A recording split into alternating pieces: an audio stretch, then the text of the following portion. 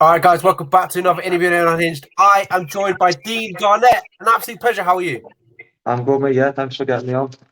Yeah, it's an absolute pleasure. You're a legend of the game. You've been around for the game for a very long time. You've been fought in ACB. You fought now. You're fighting on Hexagone. It's an absolute pleasure. I'm really stoked to have you on. Nice one, mate. Yeah, thank you. That was the most American word I've ever used in my life. I will never ever talk about that again. Stoked. What is that? Yeah, no, it's all Jesus good, mate. Christ. That. Yeah, I'm sorry about that. But yeah, all good, yep. Yeah, go on. We're good. We're good. All right, sweet. So firstly, obviously, let's talk about your fantastic debut on Hexagone. I mean, 20 seconds, knockout. It couldn't go much better than that with a very long layoff. Yeah, I mean, to be honest, mate, I wouldn't have minded more cage time, but obviously I'm not complaining with a quick finish. I was planning to take Miguel Harrow down and submit him, to be honest, but I was more than happy to knock him out if that came up. So, yeah, it was a nice reintroduction to competitive action, to be honest. I think what it was a statement. It was like, I'm still here, I'm still around. I might be coaching, but D Garnett, the fighter, he's still Bout. Yeah, still got it, like, I think. Yeah, absolutely. 20 seconds is all it took. You rocked him, then you put his lights out. I mean, what a fight it was. But making your debut for Hexagone, I know you've made your debut around from some fantastic promotions, ACB. But what did Hexagone feel like? I know it was your first fight. What did the promotion feel like? How did you feel? Yeah, I mean, it's a pretty good promotion, man. It's well run. But what I was interested was the opportunity to fight on televised, events. And they're trying to be a little bit different with it as well. The next event in a bull ring, I think they've got one in some sort of old Coliseum at some point coming up in July. So I think they're just trying to be a bit innovative and just add another angle to it, to the actual spectacle of the fight. So yeah, I think the only sort of way I was coming out of retirement, if that's what you want to call it, was for this type of opportunity. So I'm glad it came up, and thanks to my manager Gustavo Firmino, Thrive MMA, for pulling it out the bag. Absolutely. One fight down in Hexagone and you're straight into a championship bout. It just shows what they think of Dean Garnett. It's fantastic. It's a great fight. I'm looking forward to it. But, after this, sorry, 2 seconds. How do you feel about this opportunity against, obviously, the Argentine Lucas Corbage? It's a fantastic fight. There's a belt on the line. How does that feel? Good, mate. Yeah, obviously it's a 5-round fight. It's which is something new in my career. I've never fought 5 rounds before. So obviously I'm excited for that. I'm excited. It's a main event. Such a big show over in France as well. It's an international event. So yeah, I'm excited. And I think I'm glad that I'm back fighting, because I feel like I've got quite a lot to give. Even at 34, I've got probably got a good couple of years of performing at a high level in me still. So I'm excited, mate, yeah. And I like the matchup stylistically too. Yeah, absolutely. It's a fantastic matchup. We'll definitely get into that. But, does fighting for a main event, does fighting for a belt, at the top of the bill, does that add a little bit more to it? You mentioned there you're fighting five rounds for the first time. Does that add a little bit more to it? That maybe that extra, hour you're going to put in the gym because, you want to bring that belt home. And obviously in the main event, you kind of want to win. Yeah, I mean, it's definitely more motivation. But I can't put any more hours in the gym than I already do, so it doesn't change how I approach. Because you are the head coach. Well, that's it. Yeah, got to lead by example. But so yeah, it's one of them things. It's a good opportunity. I've got to seize it with both hands now. I've got another fight on my deal with Hexagone, so we'll see how making 65 goes. Last time I fought was at a catch weight, 63.5 kg. So I've still got bantamweight in me potentially.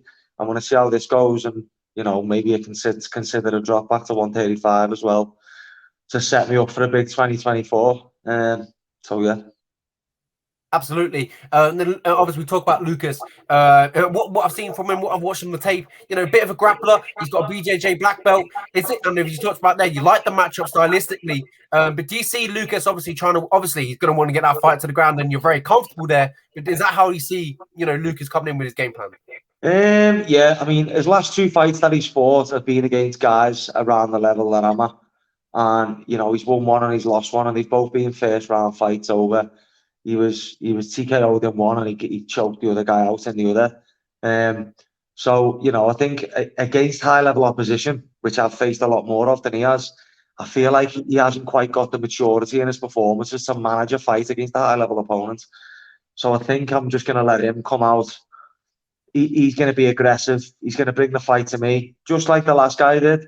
I'm going to hit him with hard shots. If he shoots on me, I'm going to make him pay for it. You know, and I'm expecting to be better than him everywhere. But if on fight day he's giving me a better fight on the feet, then I won't think twice about slamming him either and looking to submit him. So I feel confident everywhere in this fight, to be honest. Absolutely. As I mentioned, you're very comfortable on the feet, very comfortable on the ground. But, you know, after your last fight, you came out and you said you wish you spent a little bit more time on striking. You spent a lot of time on it in the gym and you can't see 20 seconds of it. I mean, in this fight, you said, after that fight, sorry, you said that the next guy's going to get it. So in this fight, is it like you're just going to show out all your labor, everything that you've worked in the gym, and obviously showcase that the striking that you wanted to show, but now in this fight? Yeah, I mean, look, mate, throughout my career, I've had some big performances. I got 3 on Cage Warriors, both fights that I had on Cage Warriors. I got performance bonuses, both submission of the night bonuses. ACB, I got 3 out of 4 fights. I got a bonus for them for fighting the night. So I'm usually in exciting fights, but I think, you know, the 2 fights that I lost against Anthony Leone and Magomedov, you know, Anthony Leone, I was absolutely battering him, and Magomedov, I was so close to having him out of there. And I think what I was lacking in them fights was what I was explaining before, the ability to manage a fight. And I think I've got that over Lucas now. So as well as having, you know, good stand-up, good wrestling and good jiu-jitsu, now I've got the real wisdom of a veteran to manage a fight and know how to get a win, much like you see some football teams do. You know what I mean? Sometimes it's an important skill to know how to just manage how everything's going to play out. And I think I'll be one step ahead of him, just like I was with Miguel Harrow. So yeah, mate, I think I'm going to impress again. And I hope Lucas brings out more of me than Miguel Harrow did, because I do want to show, you know, the versatility and the dynamic range of attacks I've got in my game. And, you know, if it goes 5 rounds, great, because I'm working hard to make sure I've got the conditioning to compete and put a better pace on put a pace on him over the 5 rounds. Absolutely, it's a fantastic fight. I'm looking forward to it. The belt on the line is obviously brings that extra hype to it, and obviously as we're talking about, but you know, as you talked about there, the experience. So you talked about there managing a fight. You seeing that? Obviously, you talked about there. You seeing that being the massive difference, and obviously the difference for you enough to get your hand raised. And you fought all over the world, as you talked about ACB, Cage Warriors. But do you see that experience just being a little bit too much for Lucas, who maybe hasn't had that that time on the big stage? Yeah, look, he's fought a couple of good opponents, but I think I've fought a more, a higher volume of good opponents. I think, some of these are assumptions I'm making, but I don't believe he's got the level of coaching that I've got. I don't believe he's got the overall understanding of the sport and competition that I've got, and I just don't think he's as tough as me. So yeah, like I said, mate, I'm expecting to finish him, but I'm prepared for a 5-rounder. But I really don't feel like he's got many opportunities to win this fight. It's going to be one-way traffic, I think, personally. Yeah, thanks so much. Absolute pleasure. But the last few questions I've got for you. I know, head coach, as we talked about, Aspire. When you're preparing, you're going into these, into these fights. Obviously, because you've been a coach for Aspire for a very long time, do you kind of have a different look now? That when you're going into these sort of fights, because you've been a coach and you've instructed one of your fighters to go in with a game plan. So do you have a kind of different look heading into these fights now you've been a head coach? Do you know what, mate? Even when I was fighting, like I've owned the gym since for 8 years. Yeah. Even before then, I was coaching a lot. So I wouldn't say so much that, but just like over the time I was away from fighting, like some guys will have a break from fighting and they'll be like working on a construction job, or they might go and study something or whatever. Whereas I'm always immersed in the sport. It's all I do all day. Obviously, I've got different projects going on at Aspire. We do stuff around education. We've just opened the second site, blah, blah, blah. But, ultimately what I'm passionate about is the competitive side of fighting. And I've been around that the whole time. Some of the young lads I've been on a journey with since, from me going on a break to me coming back. Mohamed Mokhir is probably a great example. When I was fighting on ACB, that guy was an amateur. And then since I've come back pro, he's ranked in the top 10 in the world. So you know, being part of those journeys as a coach definitely helps me as a fighter 100%. So yeah, there's definitely some things I've learned in the time of being away, and you know, it's going to show in this fight. It didn't get to show it in the Miguel Harrow fight because obviously I never really got a chance to show any of it. But I think you're going to see some really high level decision making, and I'm going to make this guy look pretty average compared to me. And then my last few questions I have for you, Dean. What is the goal at this stage of your career? As you talked about, you're 34, but there's still a lot of fighting. You've got ages left. If we're talking about it, you got maybe 4 or 5 fights left. What is the goal right now at the stage of your career?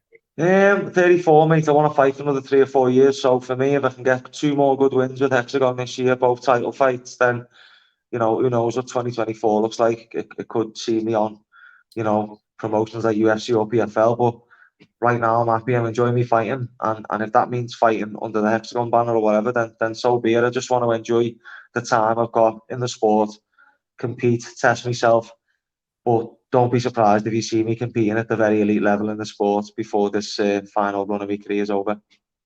Absolutely. I think there's some fantastic promotions out there who would look fantastic with the name of Dean Garnett in their divisions, whether it's a 145, whether it's a 135. I think it makes a lot of sense. I think the PFL would probably make the biggest sense. I think that's a really good promotion.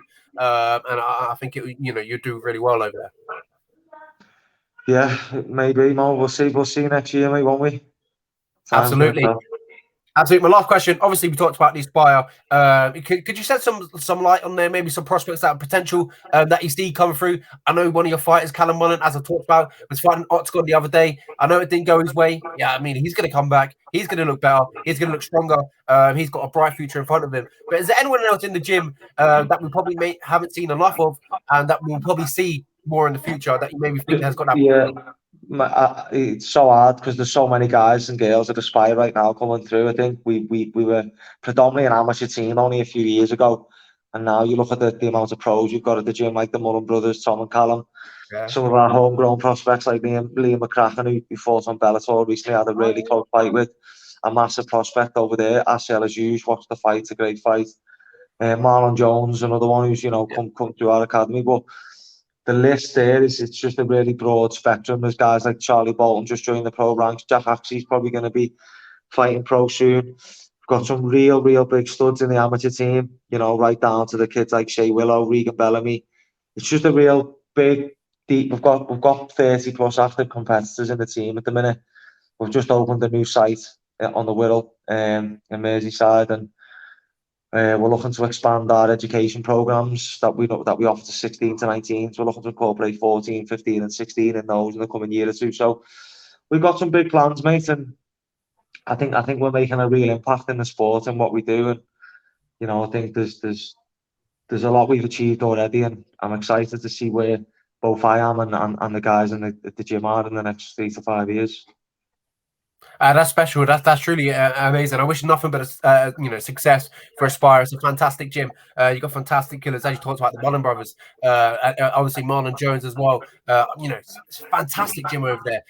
And I mean, we could go on and talk about the names. Yeah, thank you so much, Dean. An absolute pleasure. I wish you. Thank you so much for your time. Thank you, I wish you the best of luck on June 3rd. It's going to be a fantastic fight. I'm really looking forward to it. Nice one, mate. Thank you.